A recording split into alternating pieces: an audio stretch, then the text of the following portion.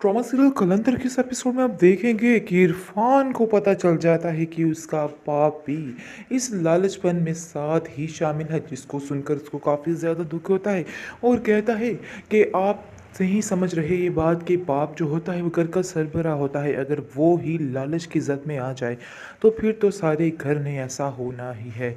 इसलिए मुझे बहुत ज़्यादा अफसोस हुआ है कि आप क्या कहते हैं सब घर वालों के साथ, ख़ास तौर पर अपनी बीवी के साथ मिलकर इस लालच में उनका साथ देते रहे। आप लोगों को बिल्कुल भी लिहाज नहीं रहा कि दूर यदन पर क्या गुजर रही है और उसको कैसे हिम्मत और ढारस देनी है, लेकिन उनकी तकदीर का तो आप लोगों को कोई एहसास ही नहीं है। मुझे बहुत ज़्यादा दुख है आप लोगों पे कि आप मेरे माँ बाप हैं और तब्रेज़ जो पैसे के नशे में बिल्कुल चूर हो चुका है, उसको तो सिवाय पैसे और फेम के कुछ भी नज़र नहीं आता है।